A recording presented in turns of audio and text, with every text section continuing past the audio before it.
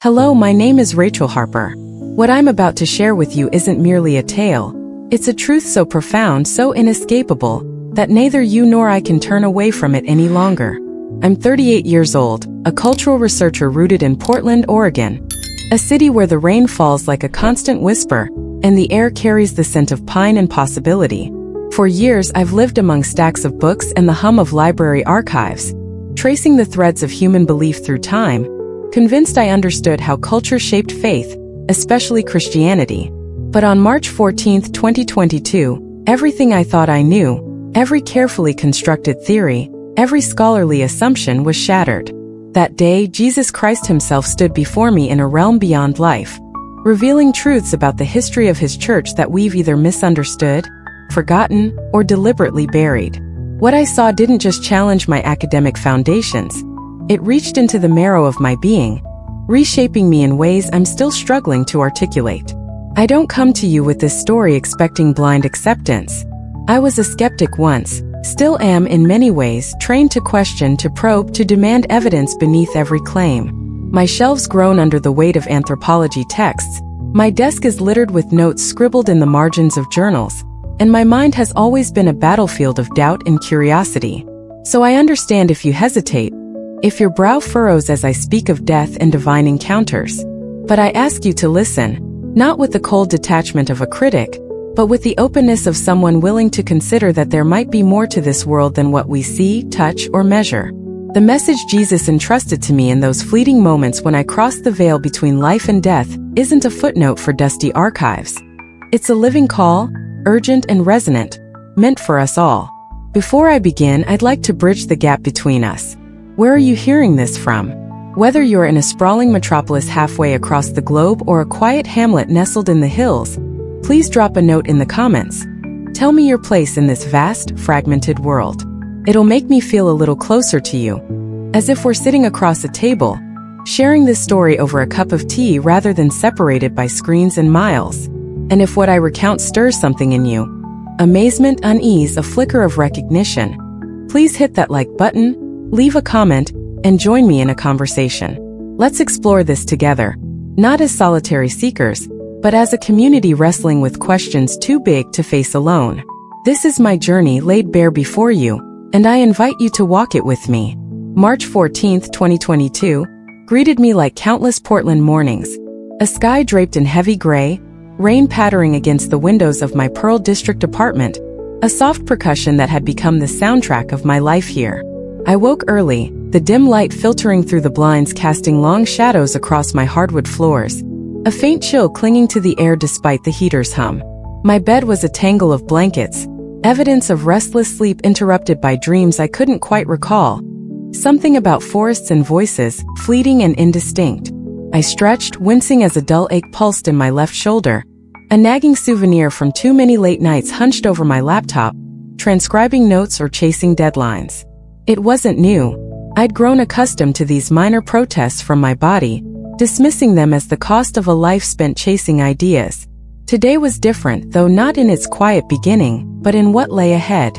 I had an appointment at the Portland Central Library, a grand old building downtown with its carved stone facade and endless stacks of knowledge. For months, I'd been buried in a personal project exploring the interplay between indigenous Northwest Pacific beliefs and the arrival of Christian missionaries in the 19th century. I'd scheduled time with a librarian named Clara, whose voice over the phone had crackled with enthusiasm, to review a collection of rare Salish manuscripts, documents that might illuminate how local rituals shaped early Christian practices in this rain-soaked corner of the world. The prospect thrilled me, a chance to weave another thread into the tapestry of my research, to uncover stories that history had tucked away in its folds. I shuffled to the kitchen, the hardwood cool beneath my bare feet, and brewed a pot of black tea. Coffee had been my companion for years, its bitter jolt a ritual of its own, but I'd vowed to cut back after noticing my hands trembling more often than I liked. As the kettle whistled, I stood by the window, cupping the warm mug and watching droplets race down the glass, blurring the view of the street below. The city was waking slowly, umbrellas blooming like dark flowers as people hurried through the drizzle. My mind drifted to the day ahead. Clara's promise of fragile pages yellowed by time, the scent of old paper, the quiet hum of the library's reading room. I smiled faintly, savoring the thought, but that ache in my shoulder lingered, sharper now, radiating faintly into my chest. I rubbed it absently, chalking it up to poor posture or the damp chill seeping through the walls. "You're fine," I muttered to myself, a habit from years of living alone, talking to the silence as if it could reassure me. I checked my emails, one from a colleague asking about a conference paper, another from a magazine editor with a pitch deadline, and dressed quickly. Jeans, a gray sweater, my olive green raincoat, and a wool cap pulled snug over my ears. My Subaru Outback waited a block away, its faded blue paint streaked with rain, a faithful companion through Portland's unpredictable weather. I dashed out, splashing through puddles, the wind tugging at my coat as I fumbled with my keys. Driving through Portland that morning felt like navigating a watercolor painting. Everything soft and blurred, the streets glistening under a sheen of water. I crossed the Burnside Bridge, the Willamette River churning gray beneath, and turned on the radio. A weather report crackled through the static, warning of gusty winds up to 40 miles an hour. Typical for March, I thought, though I turned up the volume just in case. My mind wandered to the Salish manuscripts. Would they mention chants echoing Christian hymns, or rituals blending with baptism? And I imagined myself hunched over those pages, pen in hand, lost in discovery. Then as I turned onto a narrow road near Washington Park, the world erupted. A deafening crack split the air, like thunder amplified 100-fold, and I caught a fleeting glimpse of an ancient tree, its trunk thick and gnarled, crashing across my path. The wind had torn it from the earth, roots ripping free in a spray of mud and splintered wood. I slammed the brakes, tires squealing on wet asphalt, but it was too late. The Subaru smashed into the tree with a bone-jarring crunch. The windshield exploded inward, glass biting into my skin, and a searing pain lanced through my chest and shoulder as the steering wheel crushed against me. A scream caught in my throat, muffled by the roar of impact, and then darkness swallowed me, swift, cold, and absolute. I didn't wake in the wreckage. When consciousness flickered back, the rain was gone, the chaos silenced, the cold erased. Instead, a stillness wrapped around me, vast and serene, as if every sound had been drawn into a vacuum of quiet. Later, doctors would tell me I'd been clinically dead for 9 minutes and 17 seconds. My heart stilled, my breath halted, my blood frozen in my veins. But in that span, I didn't drift in oblivion. I embarked on a journey stretching across what felt like eons, each moment searing into my memory with a clarity that dwarfed my sharpest earthly recollections. There was no tunnel of light, no hovering above my broken body as I'd read in near-death accounts. Instead, it felt as if the sky itself parted, a curtain lifting to unveil a crystalline expanse, radiant, vivid, and more real than anything I'd ever touched or seen. It wasn't waking from a dream. It was stepping through a threshold, leaving the fleeting illusion of earthly life for an eternal reality. As I crossed into that shimmering realm, a presence enveloped me before I even laid eyes on him. The space around me pulsed with light, like threads of crystal catching the sun, refracting colors I'd never imagined, but it wasn't the beauty that held me. It was a deep, resonant hum, as if the air itself carried a melody without words, vibrating through my very being. Then he emerged. From the heart of that gentle radiance stepped a figure, not a distant silhouette or the static icon of religious art, but a living source of light, warm, powerful, and intimately near. It was Jesus Christ, and I knew him instantly, not through reasoning or study, but with a primal recognition, as if my soul had been crafted to know him before time began. He wasn't cloaked in the flowing robes of Renaissance paintings. His presence was light itself, soft yet tangible, every detail vivid. Arms extended in welcome, eyes deep as the cosmos, holding both boundless joy and a sorrow that pierced me. Words falter here, but gazing at him, I felt both infinitesimal, a speck in the grandeur of creation, and infinitely cherished, as if I alone mattered in that moment. His eyes, oh those eyes, glowed with a tenderness that could melt stone, yet beneath lay a grief so profound it seemed to echo through ages, as if he saw every misstep his church had taken. "Rachel," he said, and his voice wasn't mere sound. It was a force, gentle as a spring breeze yet resonant as a river carving through rock, stirring something ancient within me. "You've studied how people understand me, but there's so much you haven't seen. Truths hidden, forgotten, or twisted about the journey of my church. Are you ready to see?" My throat tightened, words trapped by awe, my heart racing in a chest no longer bound by flesh. I nodded, a silent surrender, my researcher's curiosity warring with a reverence I'd never known. I'd spent years dissecting faith through the lens of culture, confident in my grasp of its evolution, but now before him I was a novice, humbled by the vastness of what lay ahead. He didn't wait for my voice. With a gesture of his hand, the crystalline expanse dissolved, and I was drawn into a new reality, not a tale told but a living experience, as if I'd stepped into history itself, my senses alive with its texture. The first scene unfolded. A bustling marketplace in Antioch, shortly after Jesus' resurrection. The air was thick with the scent of dried spices, cumin, coriander, a hint of saffron, and the clamor of merchants haggling over wares rose like a chorus. Dust swirled underfoot, clinging to my sandals, and the sun beat down warm against my skin. Before me stood a small group, 20 or so men and women, beneath a rough canvas awning, their voices weaving a tapestry of faith I'd never truly heard until now. The marketplace in Antioch enveloped me, a chaotic symphony of life in the ancient world. The sun hung low, casting golden streaks across the dirt-packed ground, where stalls overflowed with baskets of figs, olives, and bolts of coarse fabric dyed in earthy hues. Merchants shouted over one another, their voices a melodic tangle of Aramaic and Greek, while the bleating of goats and clatter of carts added to the din. I stood amidst it all, unseen, a silent observer beside Jesus, whose presence beside me was a quiet anchor in the storm of sound and motion. Under the awning, the small group gathered, no more than 24 souls, a mix of weathered fishermen, women in homespun tunics, and a few curious onlookers drawn by their earnest chatter. They weren't the disciplined ranks of a modern congregation. They were a motley assembly, their faces etched with the weariness of daily toil yet alight with something extraordinary. At their center stood a woman, Lydia, I sensed, though no one named her aloud. Her dark hair was pulled back, her hands stained with the purple dye of her trade. Yet her voice carried a strength that silenced the market's noise for those who listened. "He rose," she said, her tone steady and sure. "Just as he promised. I saw the tomb empty with my own eyes. He lives and we live through him." Her words weren't rehearsed. They spilled out raw and real, a testimony born of witness, not rote. Others joined in. A grizzled man with a fisherman's hand spoke of a crippled friend who'd walked again, his voice breaking with wonder. A young woman, her eyes glistening, described abandoning her family's altar to a pagan goddess for this new hope. They questioned, they laughed, they argued gently over details.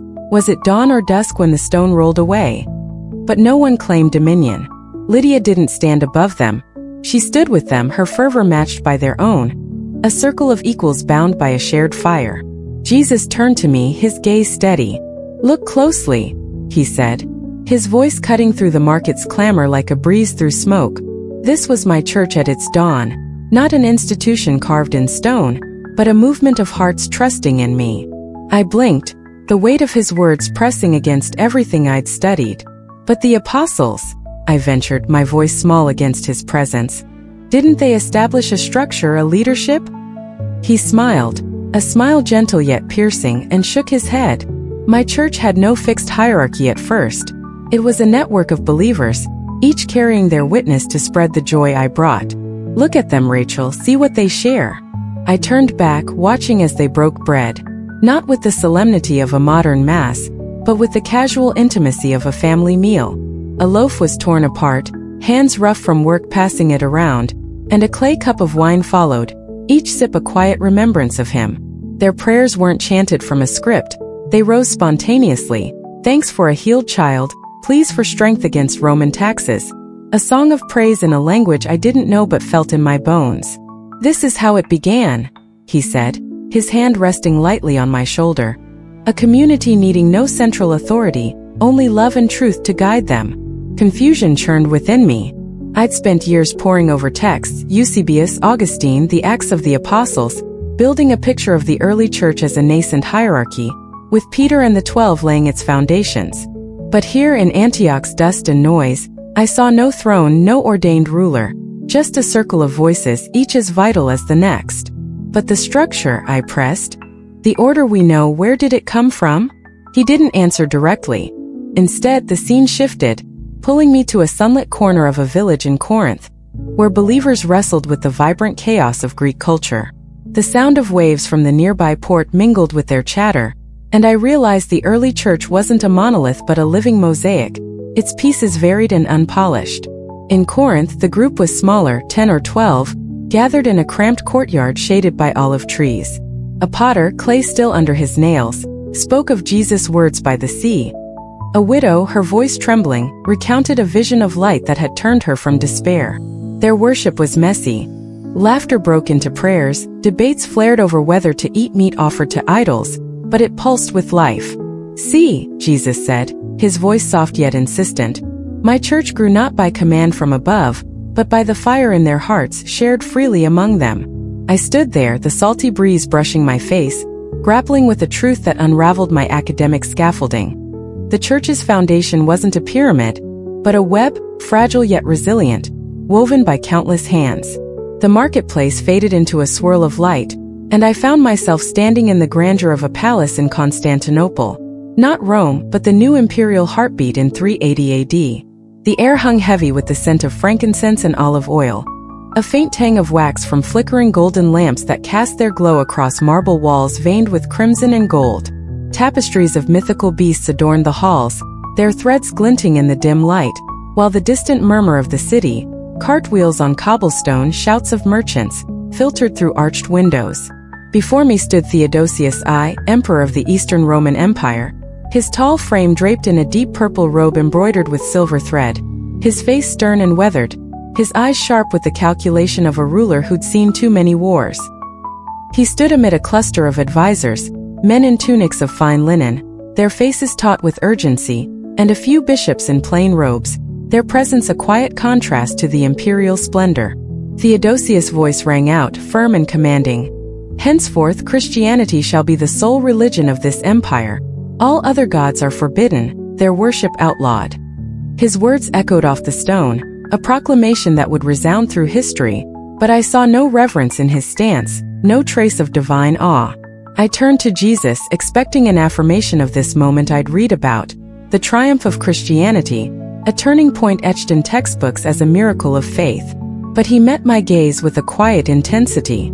"Look deeper," he said, his voice a gentle nudge against my assumptions. I focused and the scene sharpened. Theodosius leaned over a wooden table.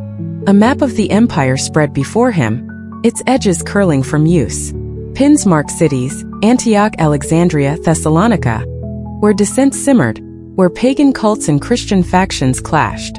"The empire is fracturing," an advisor said, his voice low and urgent, tracing a line across the parchment.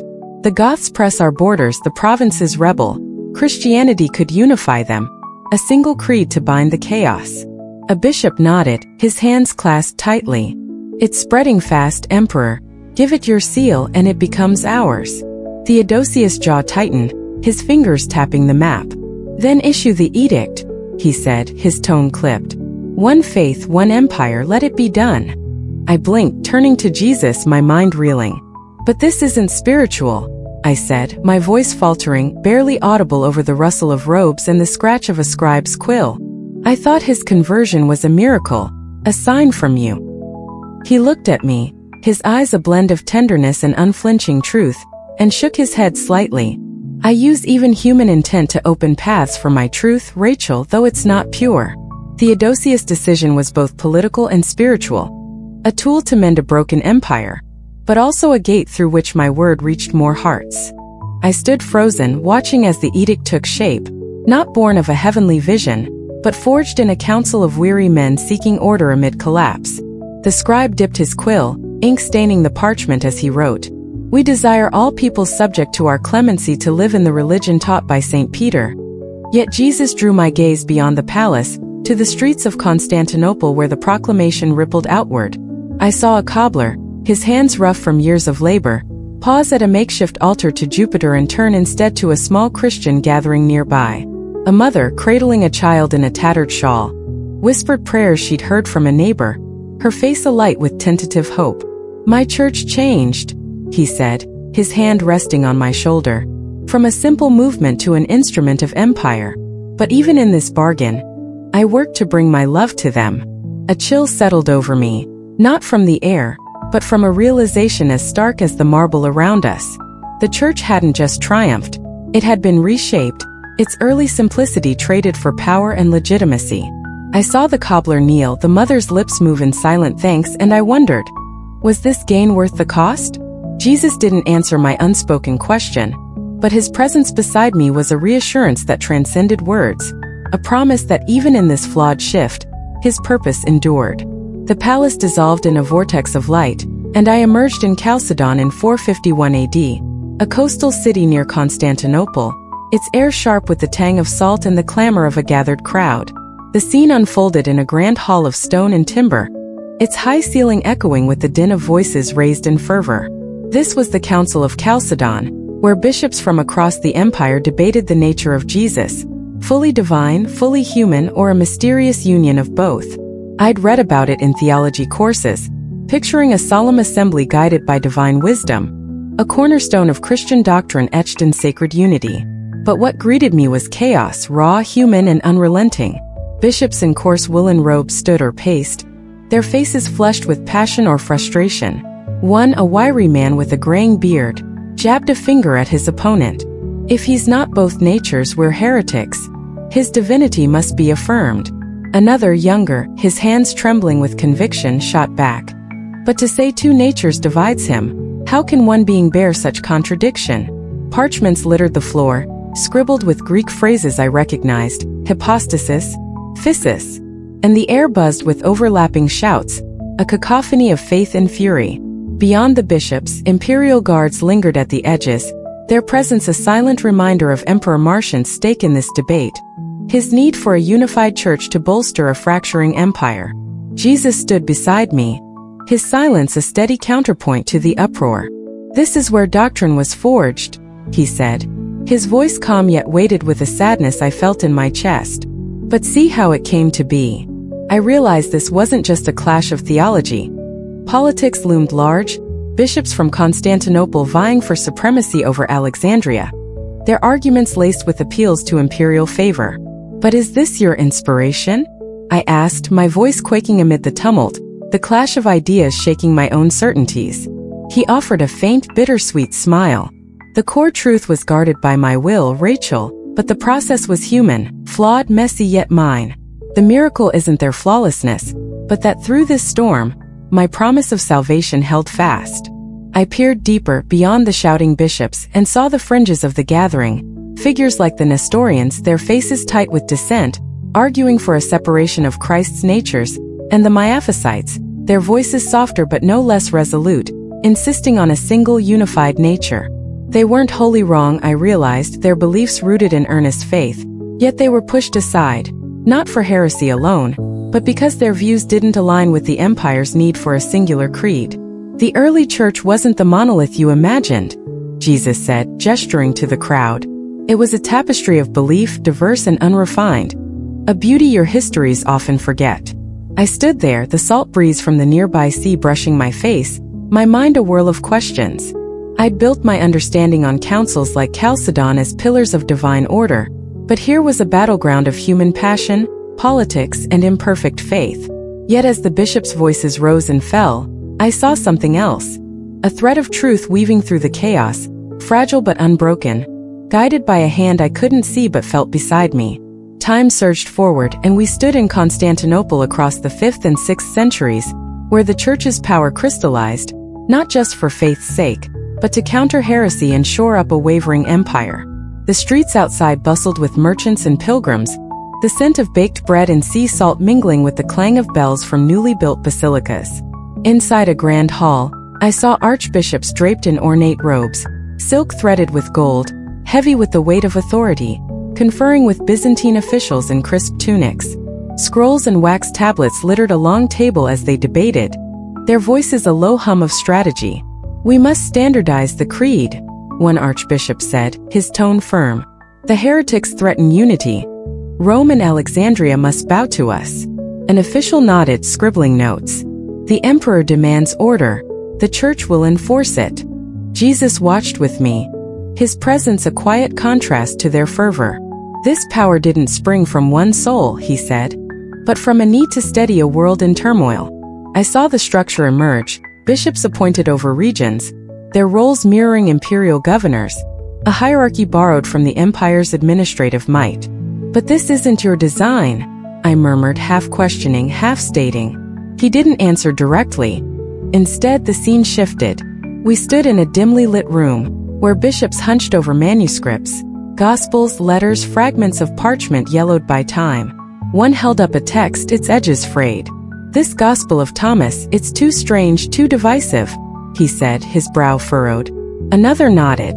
"It doesn't fit the unity we need. Keep Matthew, Mark, Luke, John."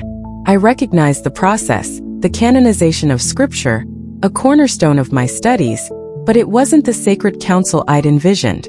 Voices clashed, arguments flared over theology and practicality, and I saw texts set aside, not for lack of truth, but because they didn't serve the Church's growing need for cohesion. "My truth was filtered through human lenses," Jesus said, his voice steady. "Yet it shines through what they chose, imperfect as the process was."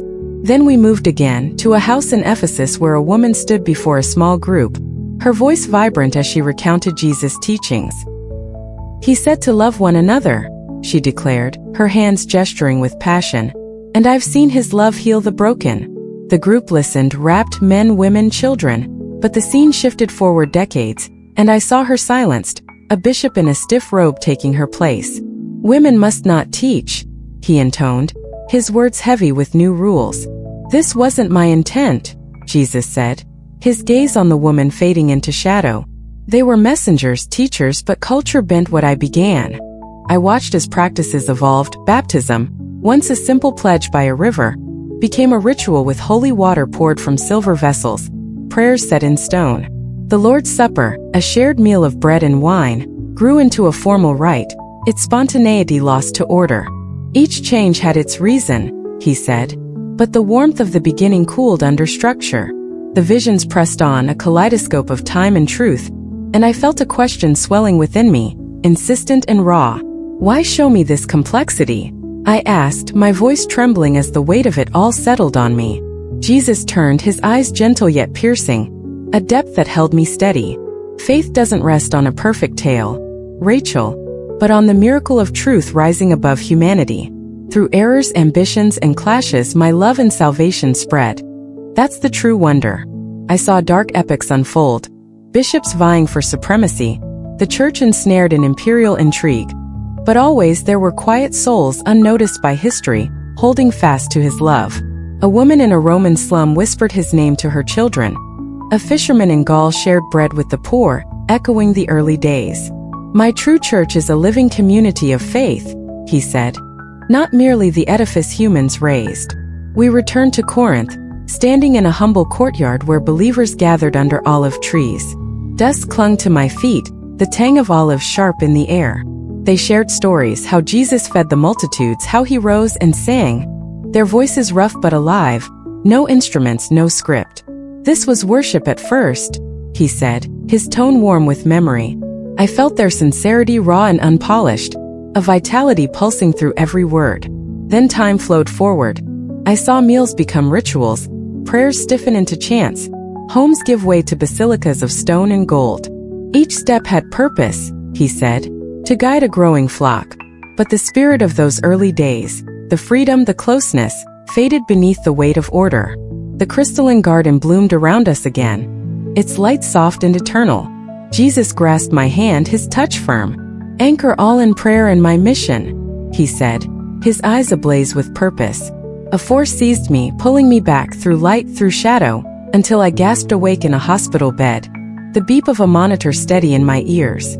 "She's back," a nurse whispered, her voice trembling with awe. "I lived, but I was reborn. Tell them complexity doesn't lessen my miracle, it magnifies it," he'd commanded.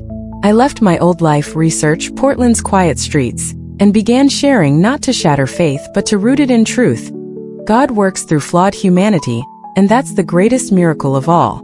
Will you hear it?